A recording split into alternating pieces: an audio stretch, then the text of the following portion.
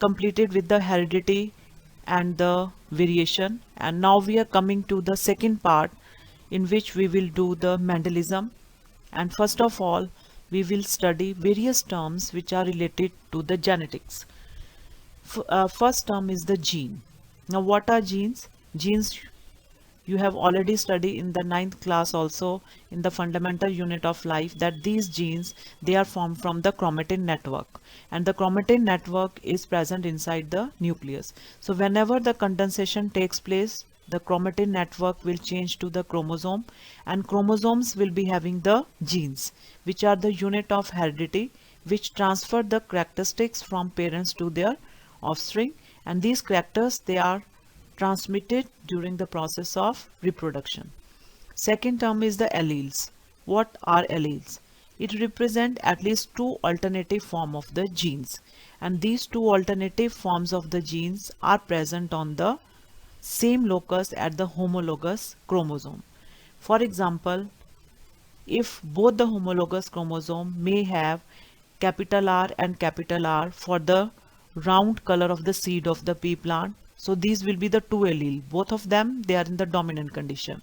And in the second case, one of the chromosome may have capital R as a dominant gene and small r as a recessive gene, and they will be present at the same locus on the homologous chromosome. So capital R and the small r are the alleles which are present on the homologous chromosome. Third, there may be the small r and the small r recessive allele which is present on both the chromosome, and that will be responsible for the wrinkled shape of the seeds of the pea plant. Now next, what is the gene symbol? Initially, the scientists, they have considered the heredity unit as factor, but later on, with the discovery of the microscope, the term factor is replaced by the gene, and we are giving the symbol to the gene, and that symbol is the first letter of the dominant trait. For example, if we are taking the height of the pea plant, capital T, and the capital T is for the tallness, and for denoting the recessive condition, we are using the small letter of the same dominant factor. For example, we have taken capital T for tallness, and small t for the dwarfness. Now the organism will have, due to the presence of gene, it may be have some internal constitution, or may be having some external constitution. The internal description of the genes of present in the organism, that is called as its genotype. For example, if the pea plant is a pure tall, its genetic constitution will be capital T, and if the plant is hybrid tall, its genetic constitution will be capital T and the small t. And if the plant is pure dwarf, and its genetic constitution will be small t and the small t. So there may be the different types of the genotype depending upon the gene which is transmitted at the time of the sexual reproduction. Now what is phenotype? Phenotype is the characteristic which is visible in the organism, that is the external appearance, externally the how the plant or organism look like, that is called its phenotype. For example, being tall or dwarf are the phenotype of the plant. Now the alleles which are there, it may be in the homozygous condition or it may be in the heterozygous condition. When the two alleles of a gene are similar, they will be in the homozygous state. For example, if both the homologous chromosome have the dominant gene as capital T and the capital T, or both the homologous chromosome, they are having the recessive gene small t and small t, that will be in the homozygous condition for tall and the dwarf respectively. And the alleles, it may be in the heterozygous condition also, when the two alleles of a gene are not similar, they are called in the heterozygous state. For example, capital T and small t is the heterozygous allele for the tall, because on the one homologous chromosome the dominant factor capital T is present, and on the other chromosome the recessive factor small t is present. So it will be in the heterozygous condition. Next, when does we say that the gene is a dominant gene? The gene which decide the appearance of organism, even in the presence of its alternative gene. Although the recessive gene is present, but only the dominant gene will show its effect. That gene will be called as the dominant gene, and the dominant gene will dominate the recessive gene, and it will be suppressing the effect of the recessive gene.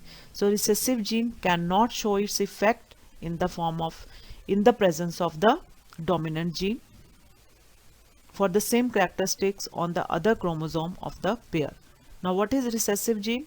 The gene which can decide the appearance of organism only in the presence of another identical gene. That is, if the recessive factor is present in the identical paired condition. For example, if we are taking for the dwarfness, it will be small t and small t for the pure dwarf. The plant will be pure dwarf only the small t and the small t come together in the identical condition. Now the chromosomes we have already done. At a particular position inside the cell, the chromosomes are formed from the chromatin network, and these chromosomes are found when the cell they start dividing, and these are the rod shape structure which is having the centromere in the center, and the arms of the chromosome they are called as the chromatid. And chromosome is a thread-like structure in the nucleus of the cell which is formed from the DNA, and the chromosomes they carries the gene. So whenever we are crossing any type of the two types of the phenotypes or the genotypes, we will be getting the generations that may be the first filial generation or second filial generation. So when the two parents they are crossed to produce the progeny, then their progeny is called first filial generation or F1 generation. And when the first generation progeny cross among themselves to produce the second generation progeny, then this progeny is called second filial generation or F2 generation. That is, whatever is the progeny formed in F1 generation, if that is further crossed, that will be producing the F2 generation. So whenever we can take one contrasting character at one type, or we can take two contrasting characters at one type. When we study only one contrasting character at one type and we are studying its inheritance, the cross will be the monohybrid cross. So how can we define it? The monohybrid cross is the cross in which we will study the inheritance of one pair of contrasting character, tallness of dwarfness of the pea plant by the first generation and the second generation progeny. And we can also study the two contrasting character at a single time, and that we can study in the case of the dihybrid cross. At the same time, simultaneously we can study the inheritance of two pairs of contrasting character, such as in the dihybrid cross, if we consider two characters for the color of the seed and the shape of the seed at the single time. That is, we can cross round and yellow seed and the wrinkled green seed, and we can study the inheritance of two types of the character at the same time. That will be in the dihybrid cross.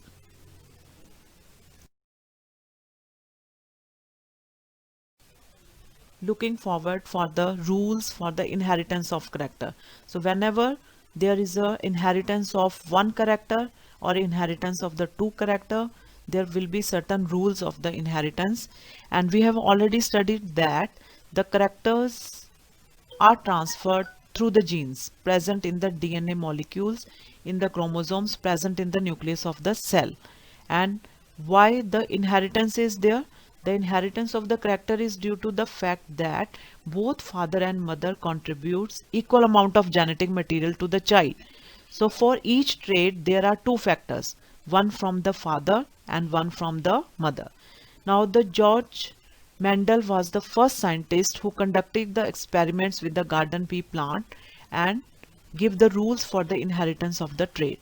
Now first of all we have to study that why the Mendel has selected the garden pea plant for studying the inheritance. Why does he doesn't select any other plant, mango plant or wheat plant? Why those plants are not selected? The reasons for the selecting the garden pea plant for the study of inheritance are: the pea plant has clear-cut contrasting trait which are easy to tell apart. That is, the for the height of the plant may be tall or dwarf, that can be clearly tell apart. And secondly, the pea plant was self-pollinating. and because they are self-pollinating, so the new plants, they will be produced for shorter period of time. The self pollination and the cross pollination you have already done in the reproduction chapter, and for the self pollination we are not requiring any type of the agent. So self pollination occur quickly, and quickly the lifespan of the pea plant will be completed. And third point for the selection of the pea plant for inheritance is that is it is having the short lifespan. So many generation of the pea plant can be produced in very short period of time. So whenever the Mendel has studied the inheritance of the one character, that is called as a monohybrid inheritance, and that monohybrid inheritance also give us a law that is called as law of segregation. And what does the Mendel did first? First he crossed the pure breed tall pea plant and found that the tall pea plant was produced in the F1 generation. When he crossed pure breed tall pea plant with the pure breed dwarf pea plant, what did he observe? That in the first filial generation only the tall plants are produced, no dwarf pea plants are obtained in the F1 generation, and only one trait of the parent plant is shown, that is tallness, which is a dominant trait. So only the dominant traits will be